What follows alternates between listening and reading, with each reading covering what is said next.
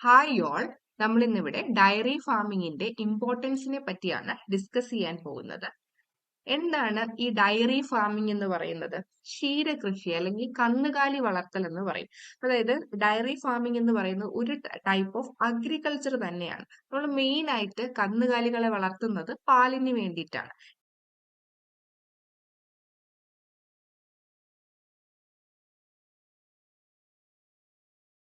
ഈ പാലെന്ന് പറയുന്നത് നമ്മുടെ മനുഷ്യ ശരീരത്തിന് വേണ്ട എല്ലാ ന്യൂട്രിയൻസും അടങ്ങിയിട്ടുള്ള ഒരു ഫുഡ് പ്രോഡക്റ്റ് ആണ് എന്ത് മിൽക്ക് എന്ന് പറയുന്നത്. അത് മാത്രമല്ല ഈ പാൽ ഉൽപ്പന്നങ്ങളെല്ലാം തന്നെ മനുഷ്യ ശരീരത്തിൽ ഈസിലി ഡൈജസ്റ്റബിൾ ആണ്.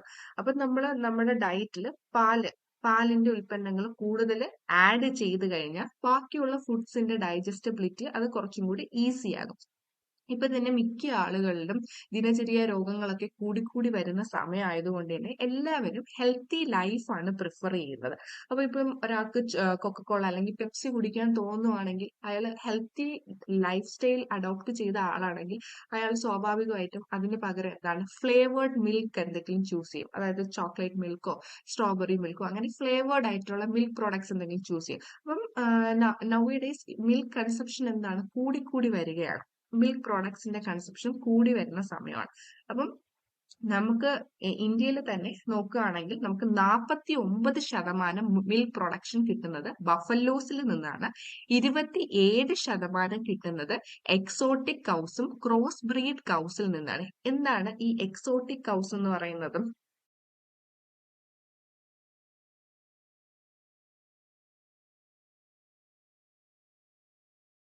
എന്താണ് ഈ എക്സോട്ടിക് കൗസ് എന്ന് പറയുന്നത്? എക്സോട്ടിക് കൗസ് എന്ന് പറയുമ്പോൾ വിദേശ ഇനം പശുക്കളെയാണ് നമ്മൾ എന്തെന്ന് പറയുന്നത്? എക്സോട്ടിക് കൗസ് എന്ന് പറയുന്നത്. വിദേശ ഇനം പശുക്കളെയാണ് നമ്മൾ എക്സോട്ടിക് കൗസ് എന്ന് പറയുന്നത്. ദെൻ 27% നമുക്ക് പാല് കിട്ടുന്നത് എക്സോട്ടിക് കൗസിൽ നിന്നും എക്സോട്ടിക് കൗസിൽ നിന്നും ക്രോസ് ബ്രീഡ് കൗസിൽ നിന്നാണ് നമുക്ക് 27% പാല് ലഭിക്കുന്നത്. ഈ ക്രോസ് ബ്രീഡ് എന്ന് പറയുമ്പോൾ തദ്ദേശ ഇനം പശുക്കളും ഈ വിദേശ ഇനം പശുക്കളുടെയും തമ്മിലുള്ള ഒരു ക്രോസ് ആണ് ഈ ക്രോസ് ബ്രീഡ് പശുക്കൾ എന്ന് പറയുന്നത്. ദെൻ നമുക്ക് 21% പാല് ലഭിക്കുന്നത് തദ്ദേശ ഇനം പശുക്കളിൽ നിന്നാണ്, ഇൻഡിജീനിയസ് കൗസിൽ നിന്നാണ്. 3% പാല് ലഭിക്കുന്ന ഗോട്ടിൽ നിന്നാണ്. പിന്നെ വളരെ ചെറിയ ശതമാനം പാല് നമുക്ക് ക്യാമൽ, ഷീപ്പ്, യാക്കിൽ നിന്നും കിട്ടുന്നുണ്ട്. അപ്പൊ ഇത്രയാണ് വളരെ ഇമ്പോർട്ടന്റ് ആയിട്ടുള്ള നമ്മൾ ഈ ഡയറി ഫാമിങ്ങിന്റെ ഇമ്പോർട്ടന്റ് ആയിട്ടുള്ള കുറച്ച് കാര്യങ്ങൾ എന്ന് പറയുന്നത്. ദെൻ അതിന്റെ ഒരു പിക്ടോറിയൽ റെപ്രസെന്റേഷൻ ആണ് ഇവിടെ കാണിച്ചിട്ടുള്ളത്. നമുക്ക് 49% ഓഫ് മിൽക്ക് ബഫലോയിൽ നിന്നാണ് കിട്ടുന്നത്. 3% ഗോട്ട് മിൽക്ക് ആണ്. 27% മിൽക്ക് കിട്ടുന്ന ക്രോസ് ബ്രീഡും എക്സോട്ടിക് കൗസിൽ നിന്നാണ്. 21% മിൽക്ക് കിട്ടുന്ന ഇൻഡിജീനിയസ് കൗ ആണ്. ഇന്ത്യയിൽ തന്നെ ഏറ്റവും കൂടുതൽ പാൽ ഉൽപ്പാദിപ്പിക്കുന്ന സംസ്ഥാനമാണ് ഉത്തർപ്രദേശ്. അതിനുശേഷം വരുന്നതാണ് രാജസ്ഥാൻ എന്ന് പറയുന്നത്. അപ്പം ചെറിയ റിസ്കിൽ തന്നെ നമുക്ക് നല്ല രീതിയിലുള്ള ഇൻകം കിട്ടാൻ പറ്റുന്ന ഒരു തൊഴിൽ തന്നെയാണ് ഡയറി ഫാമിംഗ്, കന്നുകാലി വളർത്തൽ എന്ന് പറയുന്നത്. ഇപ്പോഴും നമ്മുടെ ഡയറി ഫാമേഴ്സിന്റെ പ്രോഫിറ്റ് വളരെ കുറവാണ്. അവർക്ക് കിട്ടുന്ന ഇൻകം കുറവാണെന്ന് പറയാനുള്ള കാരണം എന്താണ്? ഇപ്പോഴും ഡയറി ഫാമേഴ്സ് പരമ്പരാഗതമായ രീതിയിൽ തന്നെയാണ് കന്നുകാലികളെ വളർത്തുന്നത്.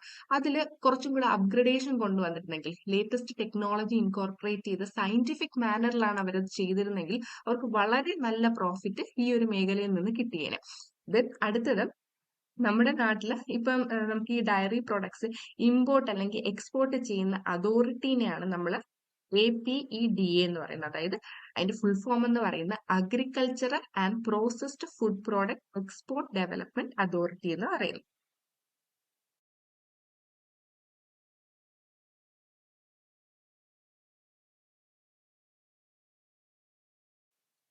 ഇനി അടുത്തത് നമ്മൾ നോക്കാൻ പോകുന്നത് ഡിഫറെന്റ് ബോഡി പാർട്സ് ഓഫ് കാറ്റിലിന്റെ ഡിഫറെന്റ് ബോഡി പാർട്സ് ആണ് നമ്മൾ നോക്കാൻ പോകുന്നത്. ഇപ്പൊ ഈ കന്നുകാലികളുടെ ശരീരത്തിന്റെ വിവിധ ഭാഗങ്ങൾ നമ്മൾ അറിഞ്ഞിരിക്കണം. എല്ലാ ഭാഗങ്ങളും തന്നെ വളരെ കെയർഫുൾ ആയി നമ്മൾ മനസ്സിലാക്കേണ്ട ഭാഗങ്ങളാണ്. ഈ ഒരു വിവിധ ഭാഗങ്ങൾ നമ്മൾ അനലൈസ് ചെയ്തിട്ടാണ് അത് ഏത് തരത്തിലുള്ള ബ്രീഡാണ് എന്ന് മനസ്സിലാക്കുന്നത്. അപ്പൊ ഈ കന്നുകാലിയുടെ ശരീരത്തിന്റെ എല്ലാ ഭാഗങ്ങളെ പറ്റി നമുക്കൊരു ഐഡിയ ഉണ്ടെങ്കിൽ മാത്രമേ ഒരു പശുവിനെ കാണുമ്പോൾ, ഒരു കാറ്റിലിനെ കാണുമ്പോൾ അത് ഏത് ബ്രീഡിൽ പെടുന്നതാണെന്ന് നമുക്ക് മനസ്സിലാവത്തുള്ളൂ.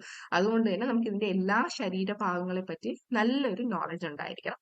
അപ്പൊ ഫസ്റ്റ് നമ്മൾ നോക്കുന്നത് ഈ ഒരു കാറ്റിലിന്റെ ഹെഡ് പോർഷൻ ആണ്. അപ്പം നമുക്ക് നമ്മുടെ സാധാരണ എല്ലാവർക്കും ഹെഡ് പോർഷനിൽ എന്തൊക്കെ ബോഡി പാർട്സ് ഉണ്ട്, അതിൽ തന്നെ പശുവിനും കോമൺ ആയിട്ടുള്ള പാർട്ടാണ് ഐ, നോസ്, ഇയർ, ലിപ്സ്. ഇത്രയും ഭാഗങ്ങൾ നമുക്ക് എല്ലാവരിലും കണ്ടുവരുന്ന ഭാഗങ്ങളാണ്. പിന്നെ അത് മാത്രമല്ലാതെ പശുവിന് ചില പ്രത്യേക ഭാഗങ്ങളും കൂടെ ഉണ്ട്. അപ്പൊ നമ്മൾ ഈ ഹെഡ് പോർഷനിലുള്ള പ്രത്യേക ഭാഗങ്ങളാണ് ആദ്യം നോക്കുന്നത്. അപ്പൊ പശുവിൽ മാത്രം കാണുന്ന ചില പ്രത്യേക ഭാഗങ്ങളിൽ ഒന്നാണ് ഈ പോൾ എന്ന് പറയുന്നത്. പോൾ ഈ പോൾ എന്താണ് ഈ പോൾ എന്ന് പറയുന്നത്?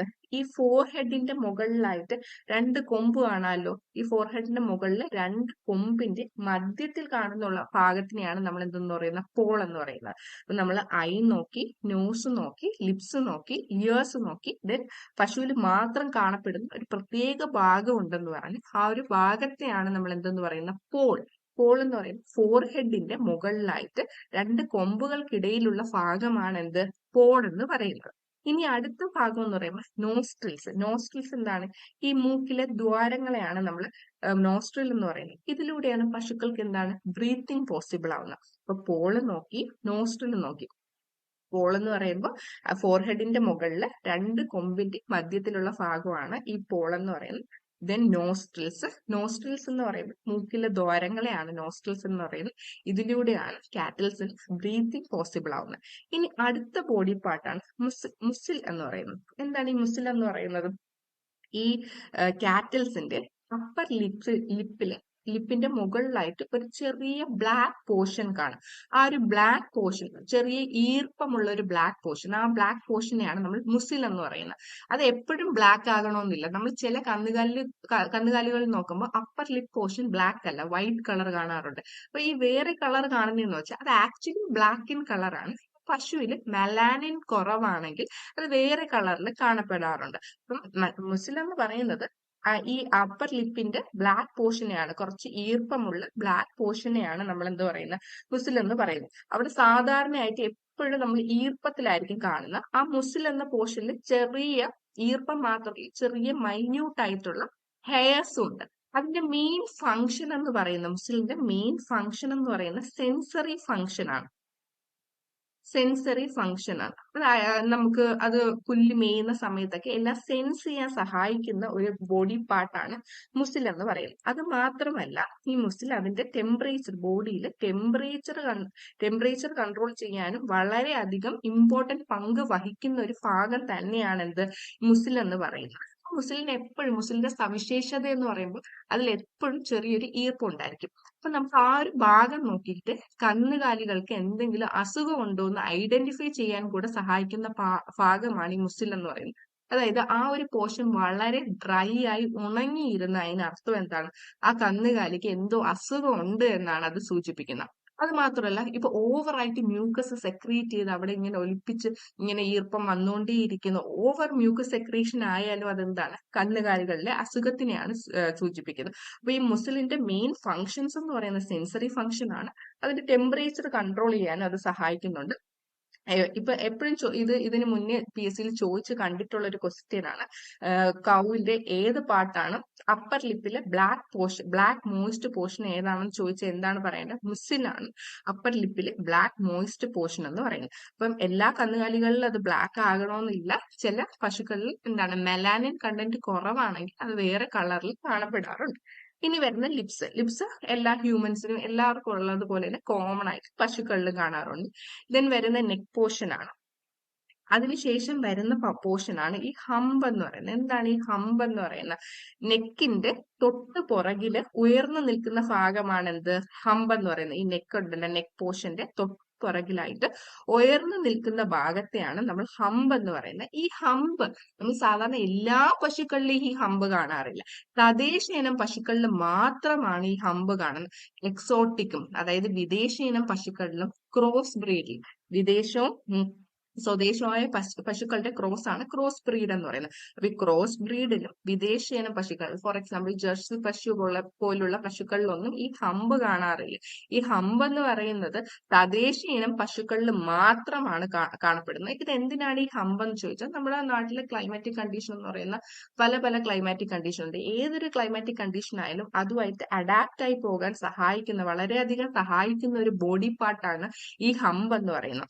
ഈ കാളകളിലൊക്കെ, അതായത് നമ്മൾ ലോഡിംഗ് പർപ്പസിനൊക്കെ യൂസ് ചെയ്യുന്ന കാളകളിലൊക്കെ ഈ ഹമ്പ് എന്ന് പറയുന്നത് വളരെ വലുതാണ്. പശുക്കളിൽ ഹമ്പ് എന്ന് പറയുന്ന പോർഷൻ വളരെ ചെറുതാണ്. കാളകളെ കമ്പയർ ചെയ്യുമ്പോൾ വളരെ ചെറുതാണ്. അപ്പൊ ഈ ബുള്ളിലൊക്കെ ഈ ഹമ്പിന്റെ മേജർ അഡ്വാൻറ്റേജ് എന്ന് പറയുന്നത് അത് ഒരുപാട് ലോഡ് എടുക്കാൻ ഈ ബുള്ളിനെ സഹായിക്കുന്നുണ്ട്. അതാണ് അതിന്റെ ഒരു അഡ്വാൻറ്റേജ് എന്ന് പറയുന്നത്. അപ്പൊ ഈ ഹമ്പ് എക്സോട്ടിക് ബ്രീഡ്സിലും ക്രോസ് ബ്രീഡ്സിലും ഒന്നുമില്ല, ആകെ ഇൻഡിജിനസ് ബ്രീഡ്സിൽ മാത്രമേ ഉള്ളൂ. തദ്ദേശീയ ഇനം പശുക്കളിൽ മാത്രമേ ഉള്ളൂ. ഇത് ക്ലൈമാറ്റിക് കണ്ടീഷൻസ് ഒക്കെ അഡ്ജസ്റ്റ് ചെയ്യാൻ വളരെയധികം സഹായിക്കുന്ന ഒരു ബോഡി പാർട്ടാണ് എന്ത്, ഹമ്പ് എന്ന് പറയുന്നത്. ഇനി അടുത്ത എന്താണ്, ബാരൽ. ബാരൽ എന്ന് പറയുന്നത് നെക്സ്റ്റ് ബോഡി പാർട്ടാണ് ബാരൽ. ഈ ബാരലിന്റെ പ്രത്യേകത എന്താണ്? ബാരൽ എന്ന് പറയുന്നത് ഈ കന്നുകാലികളുടെ ത്രോട്ട് പോർഷനെയാണ് നമ്മൾ ബാരൽ എന്ന് പറയുന്നത്. നെക്സ്റ്റ് പോർഷൻ എന്ന് പറയുന്നത് ഹിപ്പാണ്. ഹിപ്പ് എന്ന് പറയുമ്പോൾ എന്താണ്? ഹിപ്പിന്റെ മെയിൻ പ്രത്യേകത എന്ന് പറയുമ്പോൾ അത് റൗണ്ട് ഷേപ്പാണ്. ഹിപ്പ് എന്ന് പറയുന്ന റൗണ്ട് ഷേപ്പാണ്. ലെഗിന്റെ അപ്പർ പാർട്ടിലാണ് ഈ ഒരു ഹിപ്പ് ലൊക്കേറ്റ് ചെയ്യുന്നത്. ഹിപ്പ് എന്ന് പറയുന്ന റൗണ്ട് ഷേപ്പാണ്. ലെഗിന്റെ അപ്പർ പാർട്ടിലാണ് ഹിപ്പ് ലൊക്കേറ്റ് ചെയ്യുന്നത്. അതായത് ഇടുപ്പിന്റെ മുകൾ ഭാഗത്തിന്റെ ഈ ഒരു പോയിന്റിനെയാണ് നമ്മൾ എന്തെന്ന് പറയുന്നത്, ഹിപ്പ് പോർഷൻ എന്ന് പറയുന്നത്. ഈ ഹിപ്പിന്റെ ഉള്ളിലായിട്ട് ഒരു കുഴിയുള്ള ഭാഗം കണ്ടോ? ഹിപ്പിന്റെ ഉള്ളിലായിട്ട് കാണുന്ന ഈ ഒരു കുഴിയുള്ള ഭാഗത്തെയാണ് നമ്മൾ ഫ്ലാങ്ക് എന്ന് പറയുന്നത്. ഈ ഫ്ലാങ്ക് എന്ന് പറയുന്ന പാർട്ട് ഓഫ് സ്റ്റൊമക് ആണ്.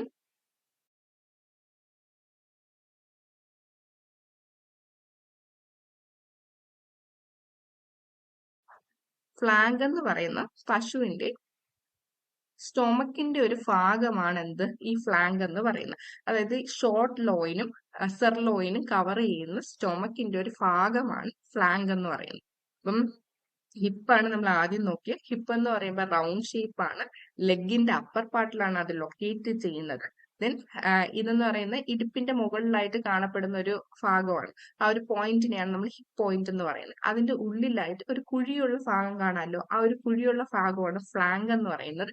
ഈ ഫ്ലാങ്ക് എന്ന് പറയുന്നത് സ്റ്റൊമക്ക്, കാറ്റിൽസിന്റെ സ്റ്റൊമക്കിന്റെ ഒരു പാർട്ടാണ്. അതായത് ഈ സെർലോയിനും ഷോർട്ട് ലോയിനും കവർ ചെയ്യുന്ന കാറ്റിൽസിന്റെ സ്റ്റൊമക്കിന്റെ ഒരു ഭാഗത്തെ പറയുന്ന പേരാണ് എന്ത്, ഫ്ലാങ്ക് എന്ന് പറയുന്നത്. ഇനി അടുത്തതാണ് ഡ്യൂലാപ്പം. ഡ്യൂലാപ്പ് എന്ന് പറയുന്നത് വളരെ ഇമ്പോർട്ടന്റ് ആണ്. പശുവിന്റെ ബ്രീഡ്സ് ഐഡന്റിഫൈ ചെയ്യാൻ നമ്മൾ ഏറ്റവും കൂടുതൽ ശ്രദ്ധിക്കുന്ന ഒരു പാർട്ട് കൂടിയാണ് ഈ ഡ്യൂലാപ്പ് എന്ന് പറയുന്നത്. അതായത് ഈ ഡ്യൂലാപ്പ് എന്ന് പറയുമ്പോൾ ഈ കഴുത്തിന്റെ താഴെയാണ്. ഈ കഴുത്തിന്റെ താഴെ തൂങ്ങിക്കിടക്കുന്ന ഭാഗം കണ്ടോ? ഈ കഴുത്തിന്റെ താഴെ തൂങ്ങിക്കിടക്കുന്ന ഭാഗത്തിനെയാണ് നമ്മൾ എന്ത് പറയുന്നത്, ഡ്യൂലാപ്പ് എന്ന് പറയുന്നത്. അതായത് ഇതിന് ഒരുപാട് മടക്കുകളും ചുരുക്കുകളും ഒക്കെ ഉള്ള ഒരു ഭാഗമാണ് എന്ത്, ഡ്യൂലാപ്പ് എന്ന് പറയുന്നത്. ഇത് നല്ല രീതിയിൽ ഈ മടക്കും ചുരുക്കും ഉള്ള ഈ പോർഷൻ വളരെ വലുതാണെങ്കിൽ അതിനർത്ഥം എന്താണ്, അത് കൂടുതൽ പാൽ ഉൽപ്പാദിപ്പിക്കുന്ന പശുവാണെന്ന് നമുക്ക് പറയാൻ പറ്റും. ഇത് വളരെ ചെറുതാണെങ്കിൽ കുറച്ച് പാല് മാത്രം ഉൽപ്പാദിപ്പിക്കുന്ന പശു എന്നാണ് അർത്ഥം. ഡ്യൂലാപ്പ് എന്ന് പറയുമ്പോൾ കഴുത്തിന് താഴെയുള്ള ഈ ഒരു പോർഷൻ, ചുരുങ്ങി മടങ്ങി കിടക്കുന്ന ഈ ഒരു പോർഷനെയാണ് ഡ്യൂലാപ്പ് എന്ന് പറയുന്നത്. ഡ്യൂലാപ്പ് എന്ന് പറയുന്ന പോർഷൻ കുറച്ച് വലുതാണെങ്കിൽ നമുക്ക് എന്ത് പറയാൻ പറ്റും, നല്ല രീതിയിൽ പാൽ ഉൽപ്പാദിപ്പിക്കാൻ കഴിവുള്ള പശുക്കളാണെന്ന് പറയാം. അത് വളരെ ചെറുതാണെങ്കിൽ അതിന്റെ പാൽ ഉൽപാദനം വളരെ ചെറുതാണെന്ന് നമുക്ക് പറയാം. നെക്സ്റ്റ് ടെയിൽ ഹെഡ് ആണ്. ഈ ടെയിൽ ഹെഡ് എന്ന് പറയുന്നത് എന്താണ്, വാലിന്റെ തുടക്ക ഭാഗമാണ് ഈ ടെയിൽ ഹെഡ് എന്ന് പറയുന്നത്. ദെൻ വരുന്നതാണ് പിൻ ബോൺ. എന്താണ് ഈ പിൻ ബോൺ എന്ന് പറയുന്നത്? അതായത് ഹിപ്പ് ബോൺ. ഈ ഹിപ്പിലുള്ള ഈ ഒരു ബോണിനെയാണ് നമ്മൾ എന്തെന്ന് പറയുന്നത്, പിൻ ബോൺ എന്ന് പറയുന്നത്.